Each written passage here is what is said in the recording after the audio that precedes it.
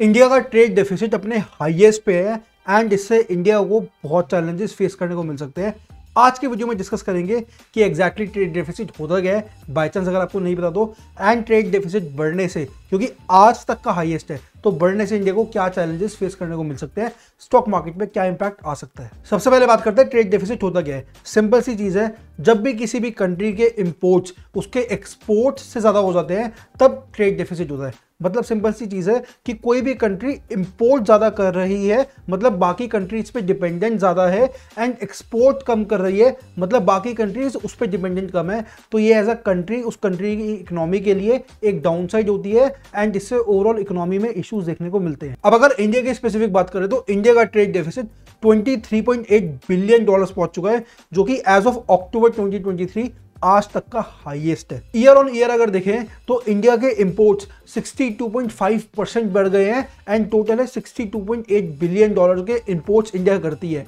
And अगर exports की बात करें तो एक्सपोर्ट्स सिर्फ 28% बढ़े हैं एंड टोटल 39 बिलियन डॉलर्स के हैं। अब डिस्कस करते हैं कि इसका स्टॉक मार्केट पे इंडिया में क्या इंपैक्ट आएगा। सबसे पहले अगर हम देखें इससे क्या होगा कि ग्लोबली इंडियन रुपी की वैल्यू कम हो जाएगी, डाउनवर्ड प्रेशर बन जाएगा इंडियन रुपी पे। उससे जो सेक्टर्स एक्सपोर्ट करते हैं उनके लिए तो फायदा हो गया, जैसे आईटी हो गया, फार्मा हो गया, जेम्स हो गए, ज्वेलरी हो गए, इनके लिए तो फायदा हो गया। लेकिन जो सेक्टर्स इंपोर्ट करते हैं जो कि एसेंशियल सेक्टर्स हो गए, जैसे क्रूड ऑयल हो गया, गोल्ड हो गया, इलेक्ट्रॉनिक गुड्स हो गए, कंज्यूमर ड्यूरेबल्स हो गए, ऑटोमोबाइल्स हो गए, ये सारे सेक्टर्स हर्ट होंगे। सेकंड, अगर मैं इंपैक्ट की बात करूं तो सिंपल है, अगर इंडिया के अंदर ट्रेड डेफिसिट बढ़ रहा है तो इसका मतलब क्या हो गया कि इंडिया की डोमेस्टिक डिमांड बढ़ रही है। अब डोमेस्टिक डिमांड बढ़ रही है मतलब कि लोगों को चाहिए प्रोडक्ट्स। अब जो प्रोडक्ट्स हम इंपोर्ट कर रहे हैं वो बना भी तो सकते हैं ना, तो जो इन्वेस्टर्स होते हैं वो बहुत ज़्यादा पॉजिटिव हो जाते हैं कि ओके, इंडिया के अंदर ग्रोथ की अपॉर्चुनिटीज़ हैं, अगर डिमांड है तो उसको फुलफिल करेंगी इंडियन कंपनीज करेंगी। तो जो एफएमसीजी सेक्टर हो गया, जो इंफ्रा सेक्टर हो गया, जो रिटेल सेक्टर हो गया, जो बैंकिंग सेक्टर हो गया,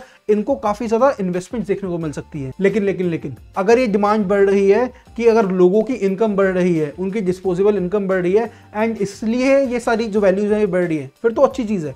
बट अगर ये जो वैल्यूज हैं बढ़ रही हैं इस रीज़न से कि इन्फ्लेशन बढ़ रहा है, then it's not a good thing, क्योंकि इससे कहीं ना कहीं दिखाई देता है कि लोगों की परचेजिंग पावर कम हो रही है एंड ये जितने भी सेक्टर्स हैं, हॉस्पिटैलिटी हो गया, एविएशन हो गया, रियल एस्टेट हो गया, इन सारे सेक्टर्स की प्रॉफिटेबिलिटी को हर्ट करेगा। तो ये कुछ तरीके हैं जिससे इंपैक्ट आ सकता है, बट ये फिर भी इतनी छोटी वीडियो में ट्रेड डेफिसिट से एक्चुअल क्या इंपैक्ट आएगा वो कॉम्प्रिहेंड करना थोड़ा मुश्किल होगा।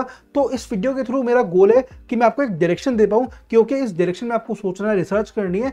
आप जब अपनी रिसर्च करोगे तो you will get to know better कि ओके क्या हो सकता है, क्योंकि क्या एग्जैक्टली होगा ये तो कोई भी नहीं प्रेडिक्ट कर सकता। बट जितनी हम रिसर्च करेंगे, जितने हम अलग अलग तरीके से, अलग अलग पर्सपेक्टिव से सोचेंगे, उतना हमें एक बेटर आइडिया मिल जाएगा। So that's it for the day. But ultimately मैं ये कहूँगा कि ट्रेड डेफिसिट बढ़ना नहीं चाहिए, ट्रेड डेफिसिट कम ही होना चाहिए and we should hope for a time जब इंडिया के एक्सपोर्ट्स बहुत ज़्यादा हो, इंपोर्ट्स कम हो, ताकि पूरी दुनिया इंडिया पे डिपेंडेंट हो।